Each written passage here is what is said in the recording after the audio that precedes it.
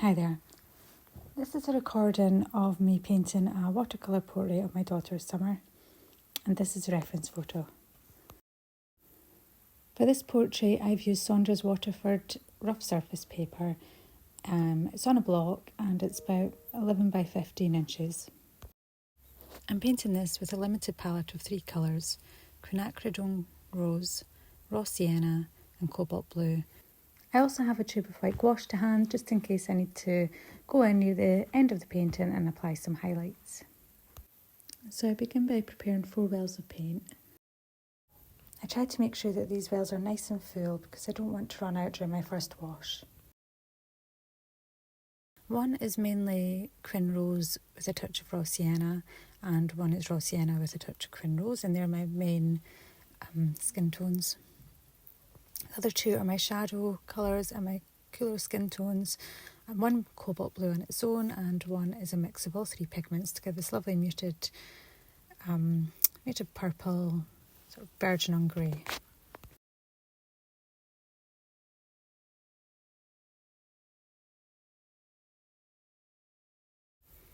Before I put any paint to paper, I begin by wetting the area around her ear.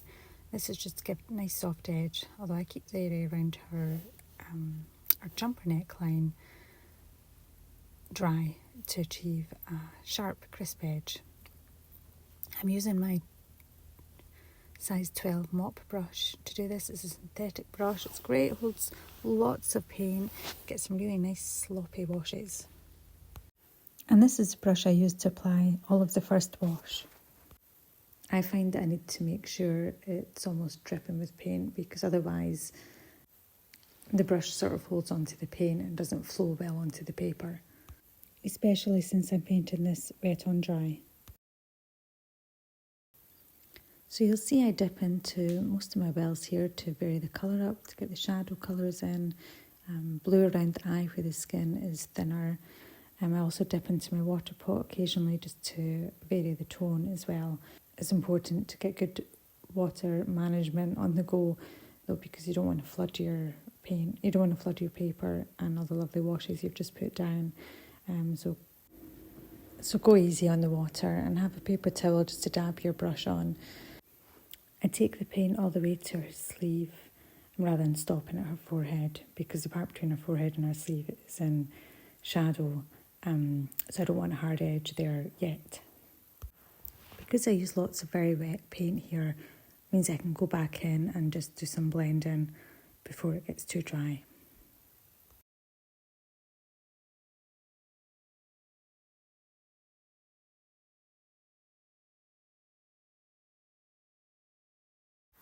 I swap over to my small flat brush here. It's got a really sharp edge, so it's good for softening edges and lifting out paint. There's a sheen around her mouth as she was sleeping that I really want to capture in this painting, so that's me just lifting the paint out there to reveal the white of the paper. Ideally I would have used a dry brush to create that sheen effect, but I forgot to do that. I also lift out some highlights on her ears and around her eyebrows. And now I'll leave that first wash to dry. It's very important that I don't do any more to it just now because it's past the stage of being workable. So I turn my attention to her hands, using the same wells, same mixes, just varying up the tones again.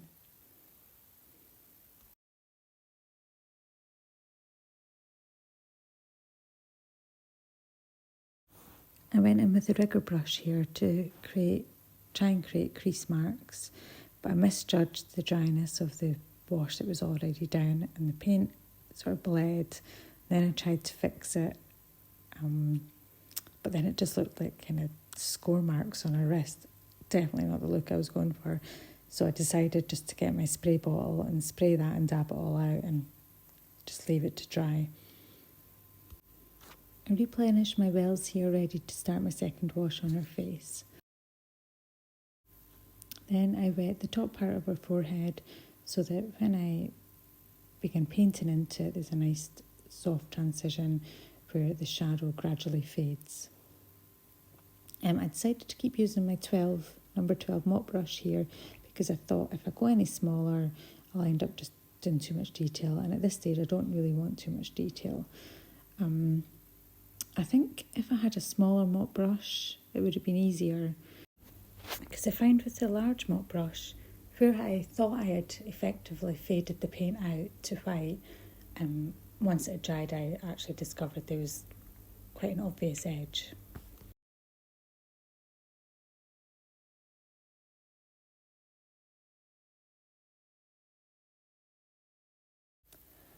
I really do love my mop brush for getting large washes down quickly. It makes them really clean,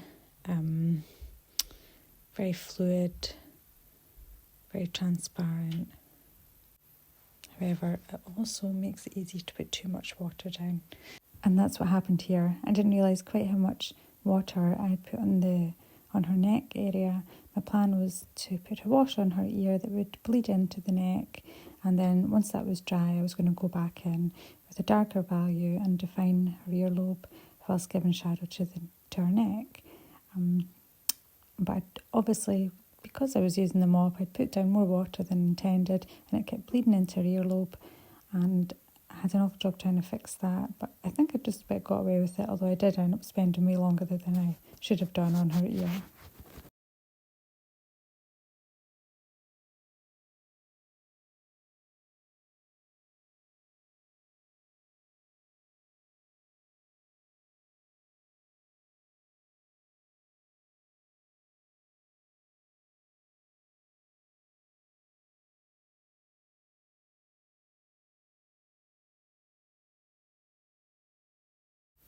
Now for the second wash on her cheek. I do this wet on dry. But before I go too far across her cheek, I blend in round the ear.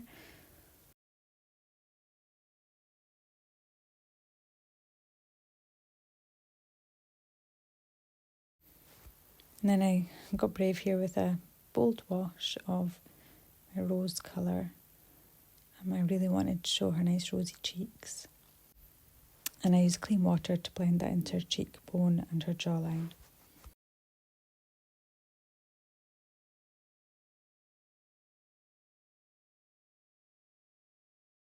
And whilst I wanted to achieve a nice rosy glow to her cheek, I felt that this was just a bit too dark. So with a only very slightly damp mop brush and a very delicate touch, I feathered out that wash to spread it across her face.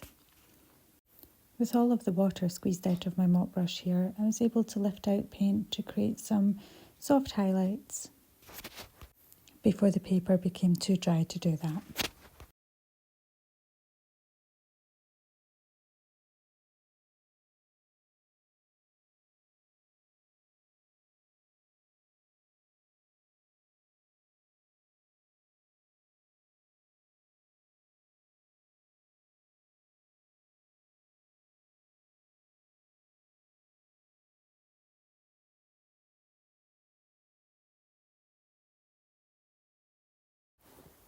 Now I turn my attention to her hair, and again I went in quite bold with the raw sienna here, but I do pare it back later on.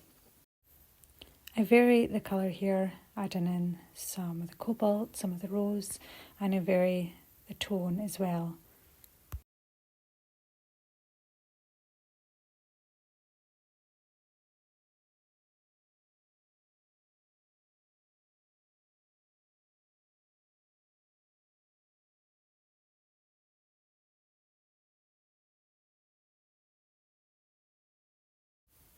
And then I go in with my small flat brush again, just slightly damp, and streak it through the paint to lift some of that out and create the illusion of strands of hair that are catching the light. At this stage I finally ditch the mop brush and pick up my small round brush. I think this is a number 6. I can't remember for sure. Actually, it could be smaller. It could be a 4. Anyway, it's perfect for details around the eye. And I'm careful just to apply very small amounts of paint here and then feather them out, because I don't want to go too dark, but I need to get that shadow to give form to her eye, to give form to her face.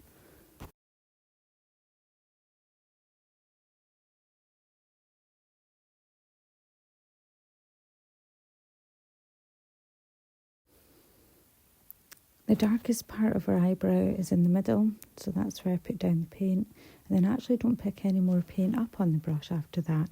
I just use what's already there to complete the rest of her eyebrow, just by feathering that out and trying to achieve some sort of drier brush marks. But her eyebrows are so fine that really just really fine strokes of the brush was all that was required.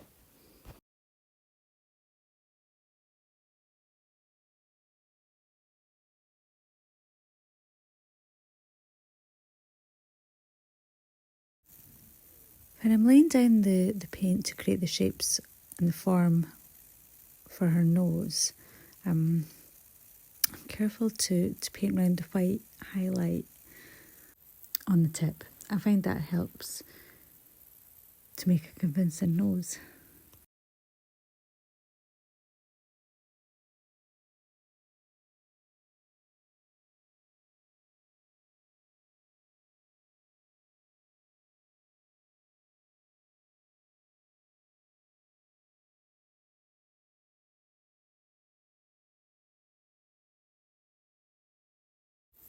I was a bit nervous about doing this part. Ultimately, it's one of the darkest parts of the painting, where her face meets the pillow. But I knew I ran the risk of making it too dark in value. I certainly didn't want it to be as dark in value as it was shown in the photograph.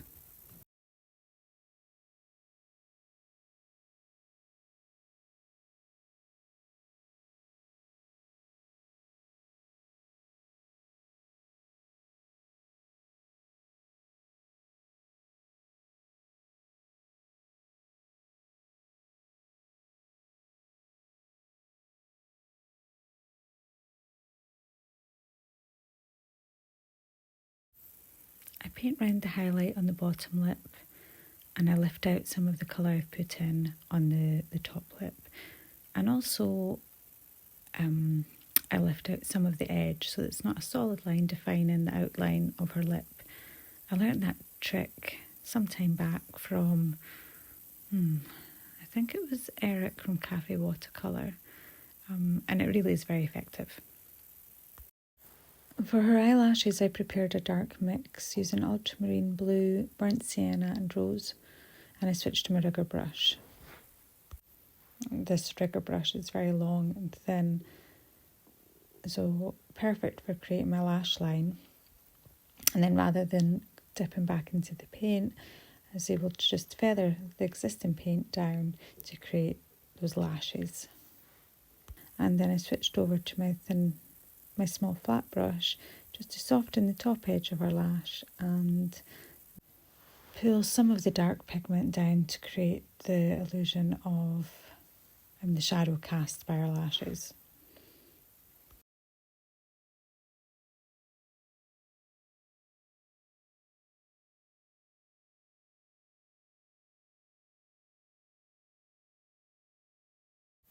And now I'm adding some cast shadows and giving some more, and adding to the existing form shadows to give a little bit more depth and structure to this part of her face. I'm negative painting around her jumper, but also starting to give some shading to the edge of her jumper.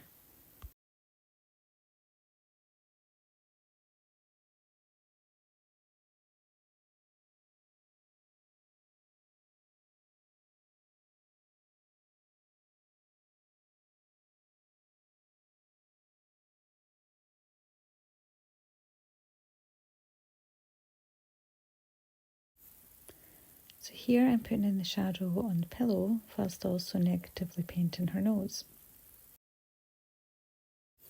And doing the same around her forehead and cuff with the negative painting.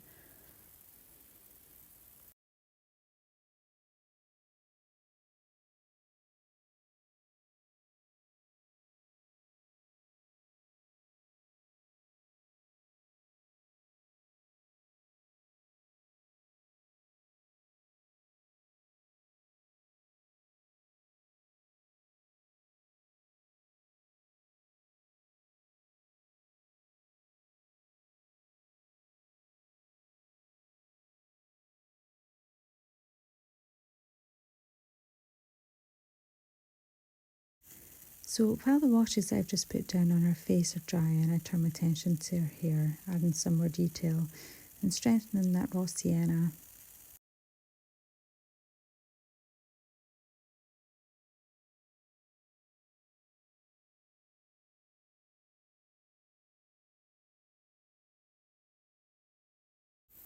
I've switched to my sword liner here. I like it for doing hair. It gives some, makes some really nice marks.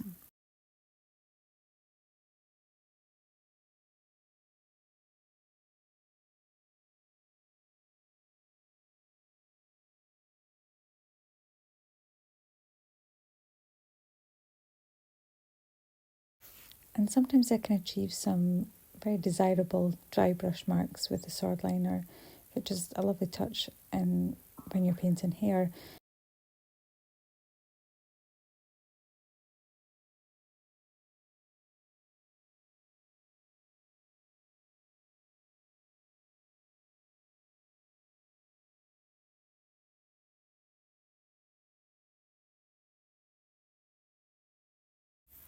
And now back to the hands, add some definition. And whilst it looks like the shadows I'm putting in are very dark and very, maybe not dark, very bright red, in the reference photo they're actually very dark shadows, so I was trying to not make them dark but add in enough value or enough colour to show the form of the hand. It was quite tricky to do. After the concentration that was required to get convincing detail in her face and hands, it was quite liberating just to loosely paint in her jumper, and I used the reservoir brush for the most part for that. It's an unusual little brush with the bulbous belly and then the rigor type hair running through it, so it can create a variety of marks, from soft and feathery to random and spiky. Good for a fluffy jumper.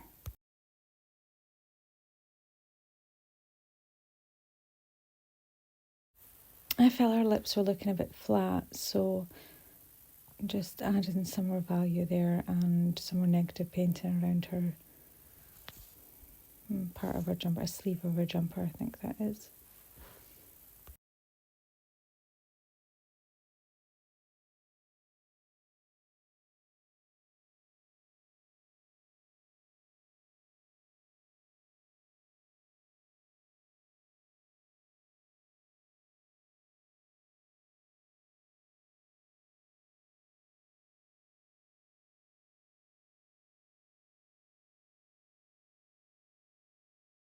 I decided her face needed a little bit more value here and there, so first of all I wetted it with clean water and then applied a little bit more rose to her cheek and some of my muted colours to strengthen up the value of the shadows.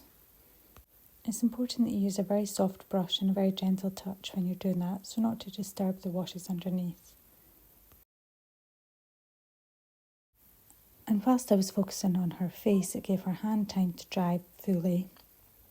So now I'm able to go back in with a even stronger value and put in that shadow in the palm of her hand and negative paint her fingers.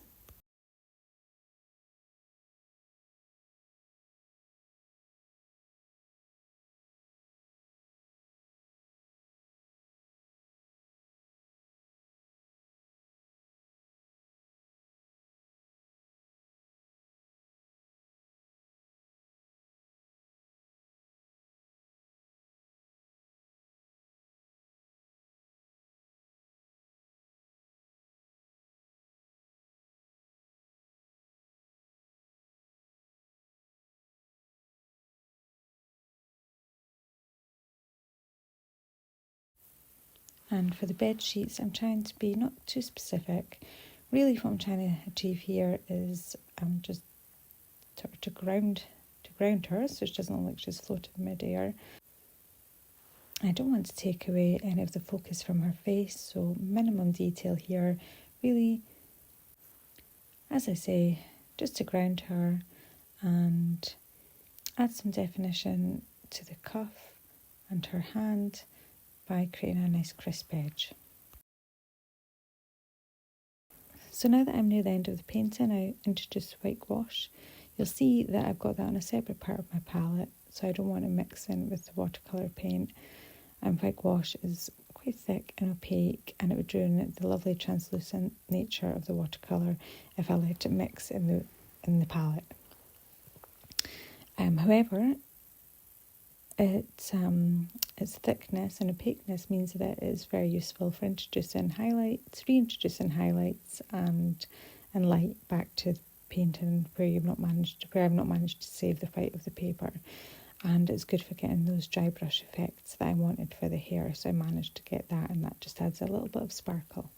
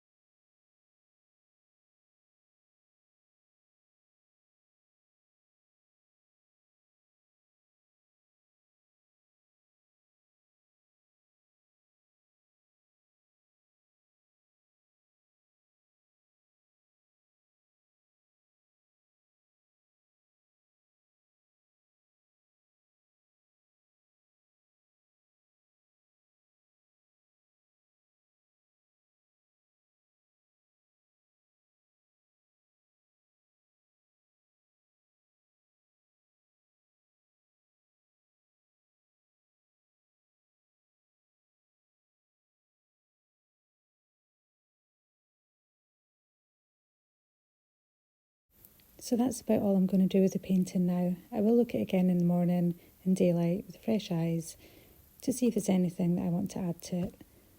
So all that's left to do for now then is design it.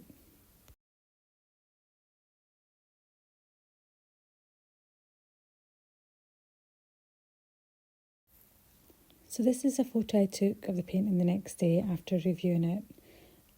I had decided that the raw sienna in her hair was just a little bit too vivid, so using a dry brush, a damp brush, I lifted some of that out. I darkened some of the shadows around her face and around the edge of her jumper, and that was about it. I'm pleased with how it turned out. I like it. I think it conveys the delicacy, fluidity and softness of watercolour paint, and I think it captures my bonny daughter in her slumber quite well. That's it for now. Thanks so much for watching. Please leave me some feedback in the comments section. This was my first ever recording. I find it really quite difficult to do, so it'd be great to hear your thoughts. And take care. Bye now.